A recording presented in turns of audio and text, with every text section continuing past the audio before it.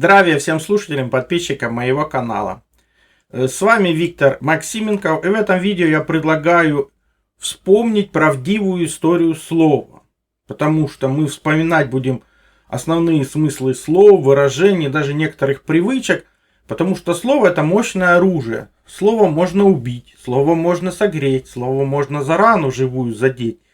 Словом можно обидеть и исцелить, словом можно кинжал острый в сердце вонзить. Выбирайте слова, их назад не вернуть, только доброе слово облегчит в жизни путь. Так как слово мощное оружие, нужно вспомнить эту историю, потому что народ, не знающий свое прошлое, не имеет будущего. Вы не понимаете, что же вы говорите. Вы хвалите человека или наоборот обижаете. Поэтому я предлагаю в этом видео вспомнить эту историю слов, выражений, откуда они пришли, что изначально означали. Потому что это основа нашего мироздания.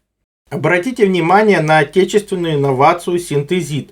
Это не просто железо, это результат серьезной научной работы российских исследователей. Вот, например, кровь мужчины до приема синтезита. Эритроциты слипшиеся, нарушен перенос кислорода.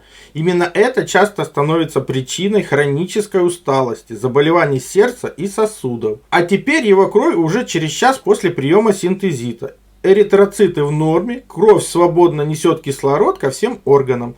Это помогает восстановить энергию, улучшить самочувствие и снизить риски инсульта и инфаркта. Не случайно врачи и тренеры именитых спортсменов рекомендуют синтезит. И вы можете найти сотни отзывов обычных людей, которые ощутили разницу. И, кстати, отзывы подтверждены множеством научных исследований, что вообще очень большая редкость для производителей таких добавок. Ссылка на сайт производителя из соцсети в описании. Только для моих подписчиков скидка 20% по промокоду Виктор20. Успейте, пока действует акция. Так, например, 9 сентября 1947 года в Гарварде нашли в вычислительной машине Марк II мотылька, который застрял между контактами реле. Процесс удаления насекомого получил название дебаггинг. С тех пор процесс выявления и устранения причин сбоя работы компьютера так и называется дебаггинг. Как вы понимаете, давным-давно уже не релейные компьютеры, а слово-то осталось. И оно применяется и в современном мире, и скорее всего будет применяться и дальше. То же самое можно сказать про деньги. Почему же мы их называем бабками? Оказывается, традиция к нам пришла с 19 века. Именно тогда на 100-рублевой купюре стали печатать портрет Екатерины II Великой, которая была к тому времени еще и бабушкой двух российских императоров, Александра I и Николая I. Крупную 100-рублевую купюру, на которой можно было купить 4 коровы, стали именовать царской бабкой, а на жаргоне упростили до бабки. Правда, сначала эту денежку называли Катеринкой, Катенькой, а из-за того, что императрица была в весьма почтенном возрасте на ней изображена, купюры стали называть бабками. Вот отсюда это выражение и пошло. Скрупулезность происходит от античной весовой единицы скурпул, равная 1,137 десятитысячных грамма. Неудивительно, что от такой точности и произошло это выражение, означающее как раз чрезвычайную точность. На фото показана монета весом 2 скрупулы. То есть чрезвычайная точность отсюда и пошла. Скиталец. В древней Спарте при передаче секретных донесений использовалось нехитрое приспособление для шифровки. На ровную выструганную палку навертывали веревку или кожаный ремешок. Потом на ней писали короткое сообщение сверху вниз. А затем эту веревку или ремешок распускали, прятали в одежде или подпоясывались ей. Посланец отправлялся в путь со своей палкой, и таким образом шифрование донесения достигало цели. Веревку или ремень вновь наматывали на палку и читали. Такая палка называлась скитала. А соответственно человек, доставивший депешу, на скитале считали скиталом. Позднее любого путника, шагавшего по пыльной дороге, опоясанного веревкой и с палкой в руке, называли не иначе, как скиталец. Но я дико извиняюсь, это в корне меняет все. Потому что отсюда же выражение скифы. То есть здесь прямая связь. То есть скиф — это не тот, кто скитается непонятно куда, непонятно зачем. Это в первую очередь передача зашифрованных сообщений, то есть воинских в первую очередь. И в первую очередь перемещение между защищенными пунктами, скитами. Отсюда и выражение скиф. То есть скифы это не дикие какие-то племена, которые прутся непонятно куда, непонятно зачем. Это как раз определенное воинское сословие, которое строит защищенные поселения и в случае необходимости передает зашифрованные послания. Вот насколько может изменить понимание даже изначального смысла слов, как раз понимание целых народов. Что я много раз показывал в предыдущих видео, что скифы это была высокоразвитая цивилизация, которая существовала по всей земле, и она наидревнейшая. Откуда же, например, в русском языке взялось слово «шваль»? Слово вошло в наш язык в период Отечественной войны 1812 года. Французы в это время отступления поедали лошадей, так как местное население, мягко говоря, не собиралось их кормить. А если что-то давало, то какие-то крохи. По-французски лошадь шевал. Отсюда хорошо известное слово шевалье, рыцарь, всадник. Ну, понятно, что русские люди не видели в поедании лошадей особого рыцарства. Отсюда французов и окрестили словечком шваль, в смысле отбросы, отрепья, никому не нужное. Вот и весь секрет.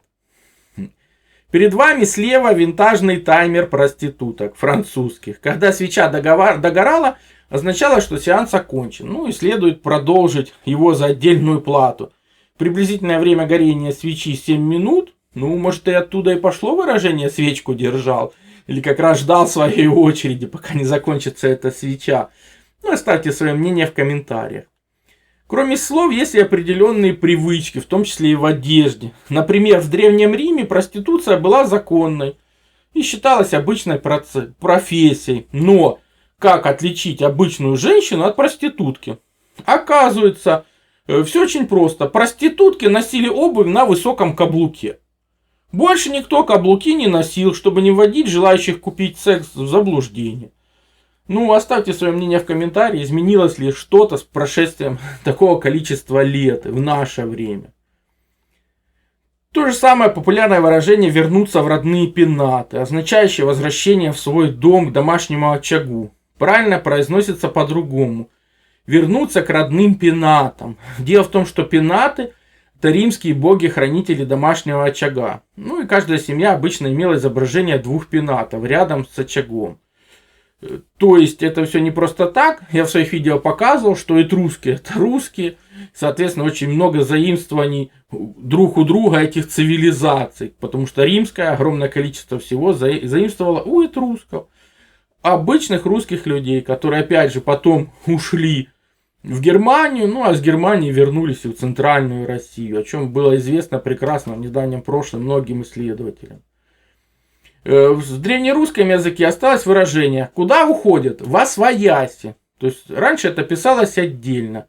Восвоя-веси, то есть свои веси. Весь это устаревшее слово для обозначения деревни, небольшого поселения или даже города. Таким образом фразу «уходят восвояси» надо понять как свою деревню. А дошедшая до нас восвояси значит вернуться обратно в свой дом. Вот и весь секрет. Откуда произошло фразеологизм «непутевый человек»? Дело в том, что на Руси при дворах знатных людей существовали различные должности, называемыми путями. Ну, то есть, кто, например, отвечал за соколов, тот сокольничий, у него сокольничий путь, конюх – конюшный путь. А тех, кто оказался негоден ни на один из этих должностей, а говорили, что непутевый человек, то есть человек без должности. Откуда пошло выражение «шиворот на выворот»? В Московской Руси это являлось синонимом чего-то постыдного. Шиворот – это боярский воротник, указывающий на статус владельца. Но если вельможа попадал в немилость государя, его в наказание сажали на лошадь спиной вперед, а надев одежду наизнанку. И возили по городу на потеху толпе. Таким образом, выражение «шиворот на выворот» стало означать наоборот, неправильно, то есть неподобающее какое-то поведение. Ну, то, что не должно так быть. Врач – исконно славянское слово. Так в старину называли всех лекарей, знахарей, колдунов. Ну, да, оно созвучно со словом «врать», но в действительности «верати» это в древние времена означало просто «говорить». заговаривать. То есть получается, врач это тот, кто лечит словом. В наше время врачи превратились в тех, кто просто берет деньги с пациента, не собирается его лечить, а снимает просто симптомы. Отсюда и пошла народная молва, что врачи врут, то есть обманывают и не могут излечить больного, тем более за его деньги. Так что нужно помнить, что доброе слово лечит, а злое калечит. А попытка лечить просто непонятной химией – это просто снимание симптомов, а не желание добра пациенту и излечение его от каких-то болезней. Типун тебе на язык. Выражение недовольства по поводу сказанного. То есть небольшой роговой бугорок на кончике языка у птиц, который помогает им склевывать пищу, называется типун.